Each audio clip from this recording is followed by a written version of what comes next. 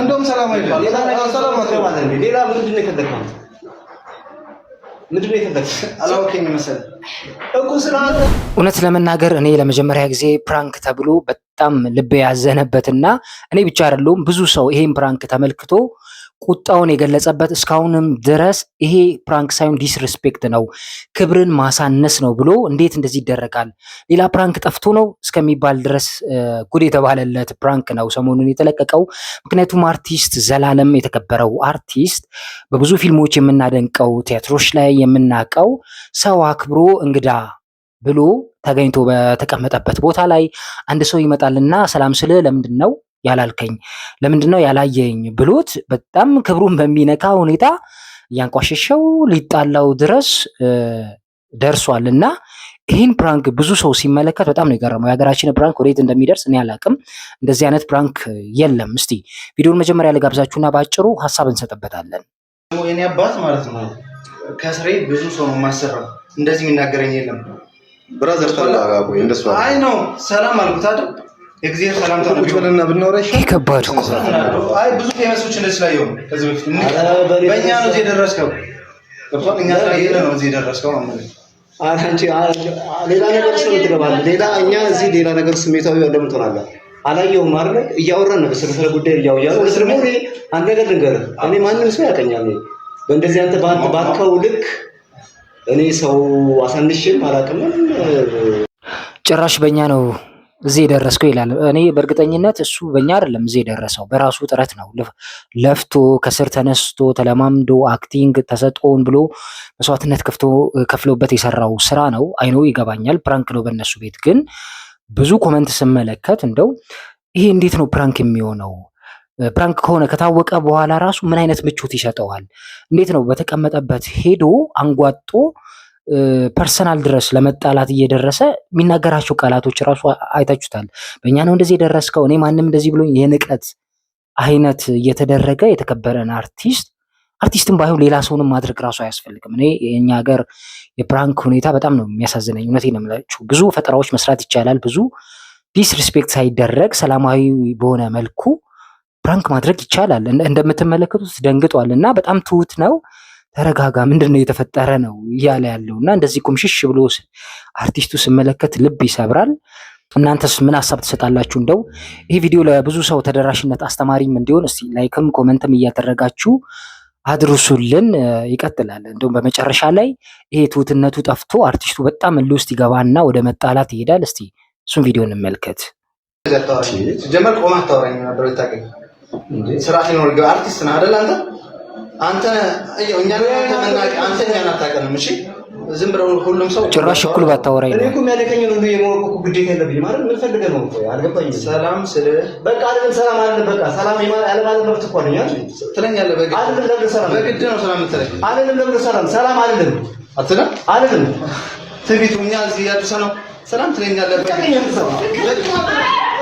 መጨረሻው እንደዚህ ነው። እንግዲህ እኔ አሁን እንደዚህ መጣላቱ በጣም ደግ አደረገ። ከዚህም በላይ ታግሶታለሁ የምለው እውነት ሙሉ ቪዲዮን ብትመለከቱ በጣም ለረጅም ሰዓት በትትና ነው ያናገረው። ምን ሆናል? እኔ አላየውም። ባይኖሩ ሁሉንም ሰላም ላለው ሰላም አልለው ሰው የለም፣ ግን አላየውም አልተመለከትኩም ብሎ ሊያስረዳው ቢሞክር አንዴ ከኛ እኩል ሆንክ እንደዚህ ሆንክ፣ በጣም አዋርዶ ነው ቃላቶቹ ሲያስጠሉ ሲዘገንኑ ለመስማት በጣም ነው የሚያሳቃው። እና ፕራንክ ነው ካለ በኋላ ራሱ እኔ የሚደሰት አይመስለኝም። ምን አይነት ግንኙነት እንደሚኖራቸው አይገባኝም። እና ይሄ የሀገራችንን ፕራንክ ገደብ ሊበጅለት አይችልም ወይ? እስከ መቼ ነው በዚህ ደረጃ የምንቀጥለው? አሁን ደግሞ አርቲስቶች ጋር እየተሄዱ አንዴ ፕራንክ ሰበብ እየተባለ ስድቦች፣ ጥሎች፣ ማይሆን የማዋረድ ነገሮች እየተካሄዱ ይገኛሉ። እና እናንተስ እንዴት እንደተመለከታችሁት እስቲ ጻፍ አድርጉልን። አርቲስት ዘላለም በጣም እናከብራለን። ለኢትዮጵያ የፊልም ኢንዱስትሪ ያደረግከውን አስተዋጽኦ እናውቃለን። ብዙ ፊልሞች ላይ በተለይ ይሄ መሰሪ ገጸ ባህሪ የሚባለውን በጣም ይሄ የተንኮለኛ ገጸ ባህሪን መስሎ ሳይሆን ሆኖ የሚጫወት ድንቅ እንቁ አርቲስታችን ነው። ልጆች ያሉ ተከብሮ የሚኖር ከአርቲስትነትም በላይ የራሱን የእጅ ሙያ ጥበብ ያለው የተለያዩ ቅርጻ ቅርጾችን የሚሰራ የጣውላ ስራዎችን የሚሰራ ባለሙያ ነው። በጣም እናከብራለን። እባካችሁ በፕራንክ ሰበብ ይሄ ዲስሪስፔክት ማድረግ ማንቋሸሽ ጥሩ አይደለም፣ ለእኛም አያዝናናንም። እኔ ይህን ነገር ስናይ ማን አሁን ደስ ብሎት ዋው ፕራንክ ደስ ይላል በጣም ብሎ የተዝናና ማንም የለም። ተሳቆ ከመሽ እንትን አለ እያለን የተሳቀቅን ነው የተመለከትነው አይደል? ደስ አይልም። ፕራንክ ማለት እኛን እያዝናናን እየሳቅንበት ግን ከዛ ደግሞ መጨረሻ ምን ይሆን ብለን በጉጉት የምንጠብቀው እንጂ እንዲህ የምንሳቀቅበት መሆን የለበትም ብዬ አስባለሁ። ወደ ሁለተኛው ሀሳባችን ስንሄድ እንግዲህ በዚህ ሳምንት ትልቅ የጥበብ ሰው አርፏል። አዲስ ገሰሰ ታውቁታላችሁ። በጣም የጥበብ ዋርካ ነው። ለብዙዎች ግዙፍ የምንላቸው አርቲስቶች በየኮንሰርት እንዲሰሩ ውጪ አሜሪካ ሄደው እንዲተዋወቁ መንገድ የከፈተላቸው ነው። ቴዲ አፍሮን፣ ጂጂን እነሱ ነው መንገድ የከፈተላቸው እና ሰሞኑን አርፏል። የቀብር ስነስርዓቱ ዛሬ የተካሂዶ ነበርና ቴዲ አፍሮ ለመጀመሪያ ጊዜ ከስንት ጊዜ በኋላ ብቅ ብሎ ካሜራ ላይ ታይቷል። እስቲ እሱን ቪዲዮ እንመልከት። እንግዲህ እንደምትመለከቱት ቴዲ አፍሮ በጋርድና በሰዎች ተከቦ እየመጣ ይገኛል። ከብዙ ጊዜ በኋላ ነው እንደዚህ የታየው። ምክንያቱም አሁን ያለበት ሁኔታ ለመንቀሳቀስ ወደ ፈለገው ለመሄድ አመቺም አይደለም። አንዳንዴ አድናቂዎችም ይከቡታል፣ ያስቸግሩታል። በዛ ላይም ጠላትም ደግሞ ያስቸግራልና ቤት ውስጥ ነው በብዛት የሚያሳልፈው፣ ተቆጥቦ ነው የሚውለው።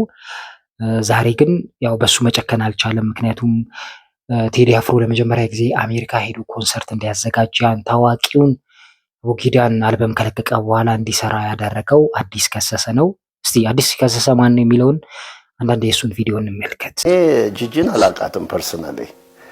ይዘዋት እኔ ጋ የመጡት ቶማስ ጎበና እና አበጋዝ ሽታ የሆነው እኔ ገና ከማያሚ ከነዚጊ ጋር ተመልሼ ቤት ገብቼ ቁጭ ብያለሁ። ከቤተሰቦቼ ጋር ምግብ ተሰርቶ ያው እንኳን ደህና መጣህ የቤተሰብ ነገር ላይ ነው ያለሁት እና ስልክ ይደወላል። ደዋዩ ማን ነው? ቶማስ ነው። ቶማስ ይደውልና አዲስ አንተ ጋር እየመጣን ነው አለ። የት ነው የምትመጣው ስለው ቤቴ እየመጣን ነው።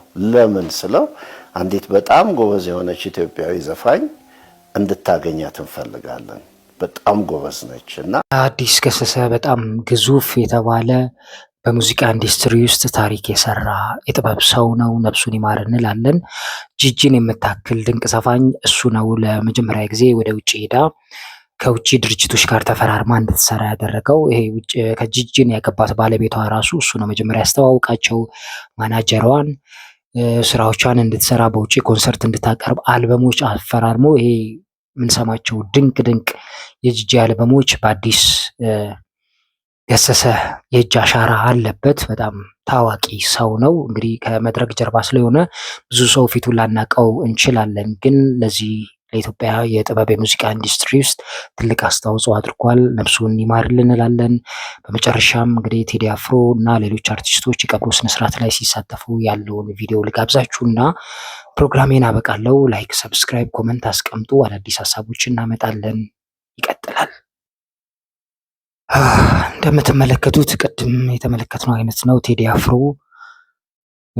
ግርማ ሞገሱ ራሱ በጣም ነው የሚያስፈራው አይደል? ብዙ ጊዜ ቀብር ላይ የማይገኘው እኮ እሱ ሲገኝ ትንሽ ቀብሩ ግርግር ይፈጠራል። አድናቂዎች ይሄ ሀዘኑን ትተው ወደሱ ይሮጣሉ። የሆነ ጊዜ ታምራት ደስታ የሞተ ጊዜ እንደዚህ ነው የተፈጠረው እና ከዛ በኋላ ብዙም ቀብር ላይ የመገኘቱ ነገር እምብዛም አይደለም። በጣም እንደዚህ ከባድ የቅርብ ሰው ካልሆነ በስተቀር እሱ ከባድ ነው። ወዶ አይደለም። ምክንያቱም የመበጥበጥ የመረብሽ ነገር ይከሰታል ብሎ ነው የሚያስበው። የምናየውም የምንመለከተው ነው። ሰው በቴዲ አይጨክንም። በጣም የህዝብ ፍቅር ሰጥቶታል። ቴዲ ረጅም ጤናና እድሜ እንመኝላለን። የዛሬ ፕሮግራማችን ይህን ይመስላል። አበቃን። ሰላም።